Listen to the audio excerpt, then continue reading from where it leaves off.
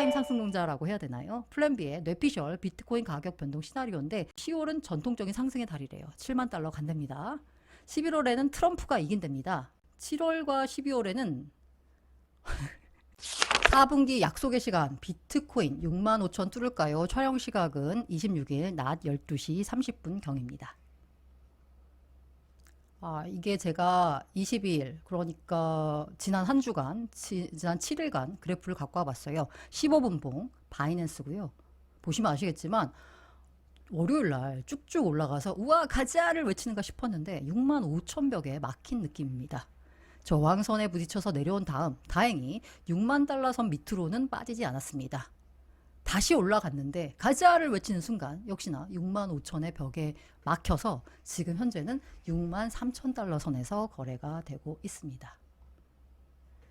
이 저항선이 아쉽지만 제가 아까 보여드린 대로 이 최근 일주일간을 보자면 저항선에 이렇게 막힌 느낌인데 이 9월만 놓고 보자면 나쁘지 않습니다. 이건 시간봉으로 바이낸스에서 가지고 온 비트코인 차트인데요. 언제 이렇게 올랐지 싶은데 이렇게 많이 올랐습니다. 9월 들어서요. 역사적으로 보니까 9월이 속한 3분기보다는 오히려 4분기가 더 수익률이 좋았습니다. 역사적으로 그렇다는 거죠. 앞으로도 그럴 수는 모르겠지만 과거에 그랬으니까 그럴 확률이 좀 높지 않을까라고 기대해 볼 만하죠.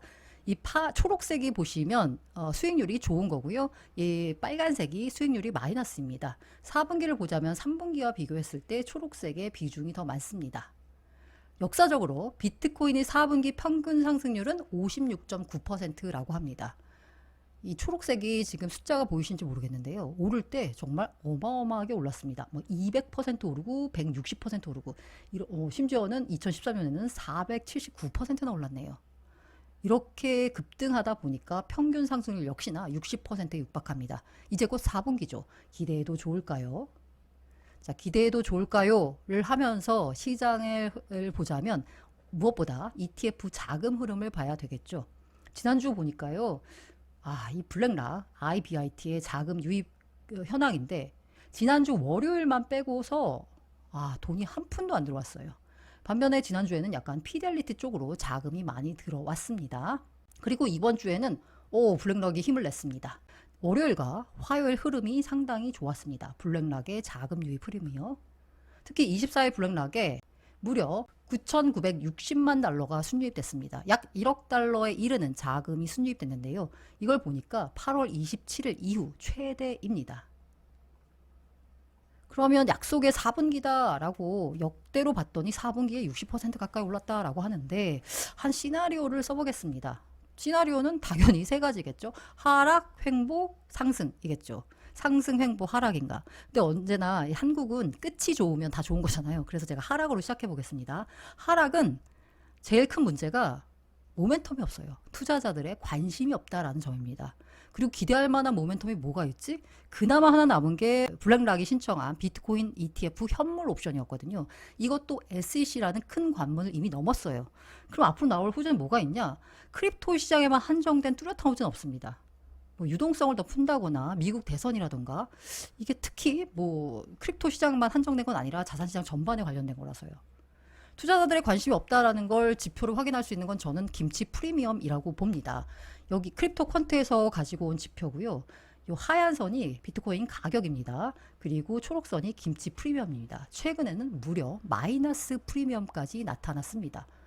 한때 이렇게 비트코인 가격이 갑자기 상승할 때 김프도 갑자기 높아졌죠. 이때는 어떤 상황이었냐?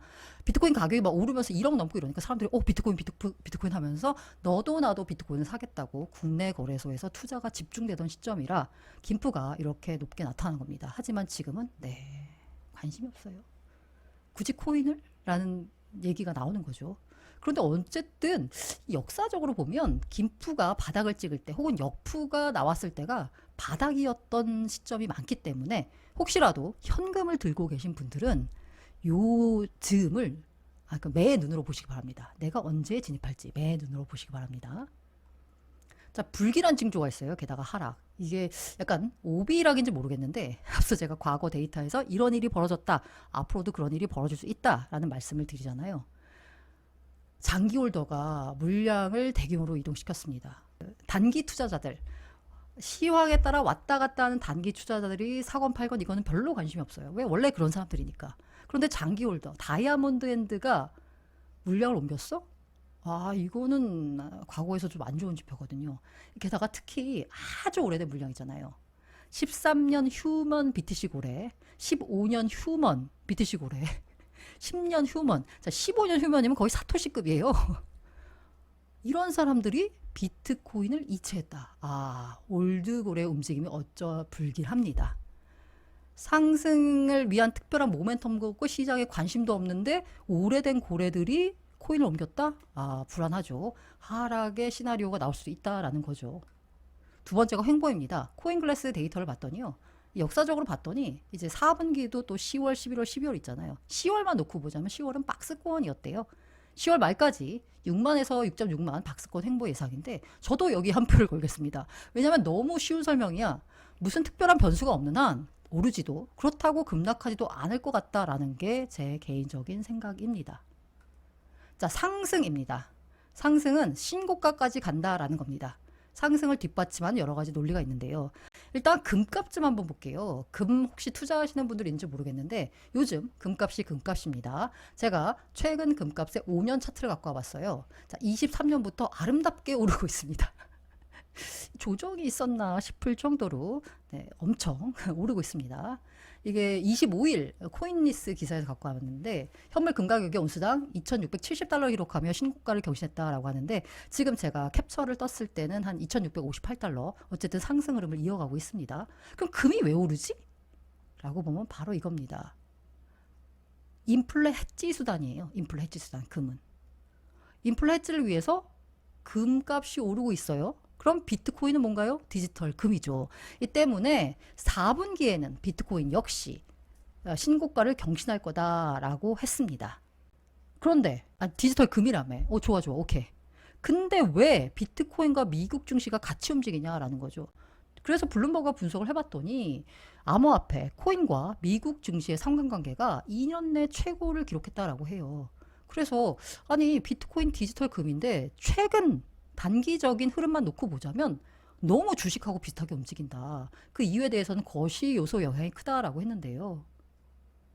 이 지난 블랙락 보고서를 제가 설명드리면서 말씀을 드렸지만 블랙락도 인정을 합니다. 단기로 보자면 주식과 비슷하게 움직일 수 있다. 하지만 장기로 보자면 금과 마찬가지로 미국 주식과 관계가 없다라고 합니다. 보고서에서도 블랙락을 그렇게 밝혔는데 블랙락의 디지털 자산 헤드 역시나 비트코인이 위험한 자산이긴 하지만 리스크온, 위험선호 자산이라고 부르는 것은 자책과 같은 실수다. 비트코인은 변동성은 크다. 그런 측면에서 위험자산이다라고 지난 보고서 때 말씀드렸잖아요. 하지만 전통 금융의 분류 틀로 위험자산과 안전자산을 구분하는 게 비트코인에서 무의미하다라는 거죠. 핵심은 뭐다? 미국 주식과 상관관계가 없다. 미국 주식을 넘어서서 더 크게 보면 다른 자산과 상관관계가 가장 낮은 자산이 비트코인이기 때문에 블랙락이 항상 주장하는 건 그거죠. 포트에 일정 부분 담아라라는 거죠. 장기로 보면 미국 주식과 관계가 없다라고 합니다. 정확히 봤더니요. 오히려 미국 주식보다는 비트코인 움직임이 83% 확률로 M2와 일치하더라라는 겁니다. M2는 이게 통화를 뭐 M1, M2 뭐 이렇게 표현하잖아요. 이 돈이 얼마나 시장에 돌아다니느냐라는 거예요. M2 자금 공급을 통해서 글로벌 유동성이 시장에 돈이 많이 돌아다닐 때 비트가 올랐다라는 겁니다. 린 엘든이라고요. 이 굉장히 유명한 매크로 전략 투자자가 있죠. 이 여자분인데 뭐라고 봤더니요. BTC 가격 움직임은 83% 확률로 M2와 일치한다라고 했고요. 13년 5월부터 24년 7월 연구 기간 동안 비트코인은 글로벌 유동성과 0.94의 상관계수를 보였다. 0.94. 이 상관계수는 마이너스 1부터 1까지거든요. 1에 가까울수록 비슷하게 움직인다라는 겁니다. 0.94면 거의 똑같이 움직인다는 거예요. 이거에 대해서 유동원 본부장님, 유한타증권 유동원 본부장님 역시나 비트코인의 가격은 M2로 보면 된다. 그래서 비트코인의 가격의 상승을 예상하고 비트코인의 조정을 말씀하신 분이거든요. 비슷한 논리입니다. 폼플리아노 역시나 글로벌 유동성 증가할 때마다 승자가 될 것 해서요. 앞으로 글로벌 유동성이 늘어날 것 같으니까 비트가 오를 것 같다라는 겁니다. 그리고 이 글로벌 유동성 말고요. 이 선거 이슈로만 보자면 코인에 관련된 우호적인 정책을 트럼프는 대놓고 했어요.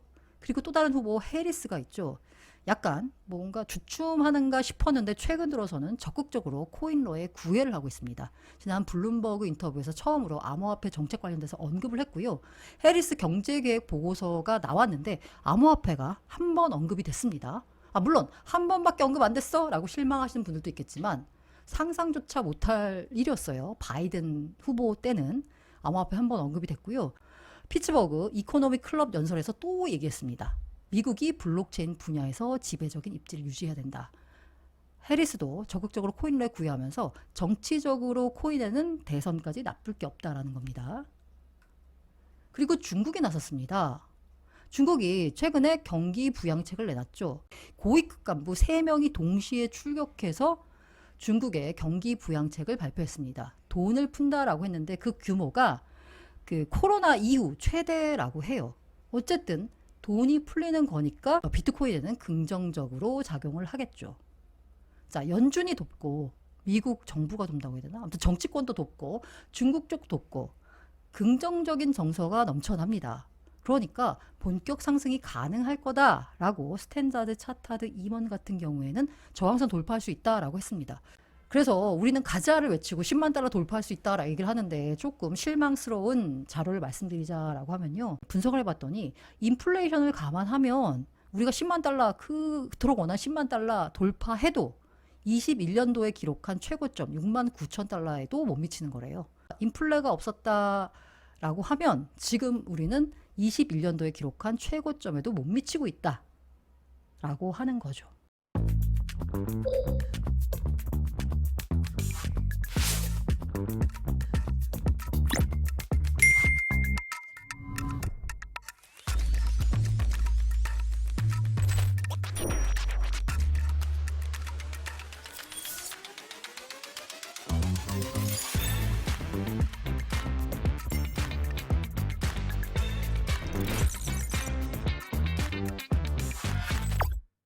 금요일은 소서 수합과 함께하는 헤데라 뉴스입니다. 호주 디지털 달러가 헤데라 기반으로 발행이 됩니다. 호주 디지털 달러가요. 헤데라 재단과 협력해서 호주 달러가 1대1로 뒷받침되는, 그러니까 테더랑 비슷하죠. AUDD를 출시한다라고 합니다. 쉽게 말해서 USDT가 뭐 이더리움 기반으로 발행되는 것처럼 호주 달러가 헤데라 기반으로 발행된다. 티커는 AUDD라고 합니다. 실제로 헤데라 같은 경우에는 금융 쪽 분야에 있어서 두각을 나타내는 체인인데요. 실제로 헤데라는 금융 쪽에서 두각을 나타내는 체인인데요. 세계 최고 글로벌 결제 전송 네트워크 UDPN과 협력을 해서요. 헤데라 기반의 CBDC 생태계를 만든다라고 발표를 했습니다. 그 소서 수합과 함께하는 소서 수합 뉴스인데요. 추가 보상은 계속됩니다. 봄부터 시작된 스프링 인센티브 캠페인이 연말까지 이어집니다. 원래 나오던 유동성 공급 보상에 이어 추가 보상이 나옵니다. 자세한 안내는 블로그 방문해 주시면 되고요. 현재 APR이 15% 넘게 나왔습니다. 소서 수합의 제작 지원을 받았습니다. 모든 투자 판단과 그에 따른 투자 결과는 투자자 본인의 책임입니다. 중국 문이 열릴까? 궁금해하시는 분들 많을 것 같은데 최근에 블룸버그 통신이 보도한 내용을 보니까 체인얼리시스 보고서를 인용해가지고 재밌습니다. 중국의 자회거래 OTC 크립토 브로커가 지난 9개월 동안 750억 달러 상당의 자금을 유치했대요. 아니 중국에서는 코인 거래를 막는데 중국 OTC 업체가 야 우리 투자 좀 받을게 해가지고 750억 달러를 모았다는 거예요. 이게 도대체 뭔 소리지? 중국 문이 열릴까? 라는 언젠간 열리지 않을까라는 생각을 해보는데 캡틴 따고라는 여행 블로거가 있대요. 그분이 최근에 영상을 하나 올렸는데 중국 비트코인 부자를 만났답니다. 비트코인이 10,000개다라고 하는데 정확히 몇 개가 있는지 모르겠는데 하여간 엄청 많대요. 저도 이 영상만 봤는데 이 영상 중에 무슨 내용이 나오냐면 중국은 열면 안 되지, 개방하면 다 코인 사서 나가지, 국내 시장에서 제일 두려워하는 건 자금 유출이잖아. 중국 정부가 비트코인을 금지하는 건 자금이 중국에서 중국 밖으로 유출될까봐. 비트코인 시장을 개방하면 통제가 안 될 거야. 그래서 중국 내에선 아직 통제 중이지. 하지만 숨통은 튀어났죠. 홍콩은 열었잖아. 홍콩이 현재 중국의 유일한 출입구지. 중국 국내에선 안 되지만 홍콩만 가도 완전히 다른 정책을 하고 있어. 전통 금융업계 유명인사들은 비트코인이 실체가 없다고 말하는데 지금 중국과 홍콩 금융업계 리더들은 다 인정했어. 중국도 인정하고 비트코인의 가치를 알지만 국내 자금의 지나친 해외 유출을 우려해서 어쨌든 코인 시장은 막고 있다라는 거예요. 그리고 향후에도 아마 중국 내는 강하게 막을 가능성이 있습니다. 하지만 그럼에도 불구하고 수요가 있기 때문에 그건 홍콩을 통해서 제한된 시장을 개방을 해서 중국이 컨트롤하겠다라는 움직임은 아닐까라는 생각이 듭니다. 희망 회로로 마무리하겠습니다. 꼭 실현됐으면 하는 바람입니다. 바로 올타임 상승동자라고 해야 되나요? 플랜 B의 뇌피셜 비트코인 가격 변동 시나리오인데 10월은 전통적인 상승의 달이래요. 7만 달러 간답니다. 11월에는 트럼프가 이긴답니다. 그러면서 이제 민주당 그 게리 겐슬러 위원장이 잘리면서 10만 달러를 간답니다. 12월에는 이렇게 이제 그 정권 변화에 맞춰서 전통 금융으로 ETF 자금이 대거 유입된다라고 합니다. 그리고 1월 달에는 크립토 인물 기업이 미국으로 복귀한다라고 하는데 뭔지 모르겠습니다. 그리고 2월은 파워로우 팀 매도, 그리고 3월 부탄, 아르헨티나, 두바이에서 비트코인 법정화폐를 채택한다라는 겁니다. 그리고 4월에는 트럼프가 후보 시절 공약했던 전략적 비트코인 비축을 시작한다라는 겁니다. 자, 미국이 전략적으로 비축하면 어때요? 딴 나라도 가만히 있을 수 없죠. 5월 달에는 EU를 제외한 다른 국가들이 경쟁에 참여한다라고 합니다. 자, 이렇게 됐을 때 5월에 가장 경쟁에 아주 뛰어들 곳은 바로 중국이 될 수 있다라는 생각이 듭니다. 앞서 말씀드린 중국몽, 일반 대중들에게는 금지를 하지만 중국 정부는 비트코인을 확보하려 노력을 할 수도 있을 거다라고 봅니다. 6월에는 여러 AI들이 비트코인을 사용해 전통 금융시장에서 자율적으로 차익 거래를 시작한다는 겁니다. 7월과 12월에는 얼굴이 녹을 정도의 포모 네, 100만 달러 간답니다. 그리고 26년이 재밌어요. 분배 단계. 이제 얼굴이 녹을 정도의 포머가 왔다가 26년에는 다시 50만 달러로 하락하고 27년에는 약세장이 와서 20만 달러로 하락한다. 약세장이 왔는데도 20만 달러야. 지금보다 몇 배 높은 건가요? 아무튼 이런 뇌피셜 가격 변동 시나리오를 마지막으로 브리핑 마무리하겠습니다. 모든 투자 판단과 그에 따른 투자 결과는 투자자 본인의 책임입니다.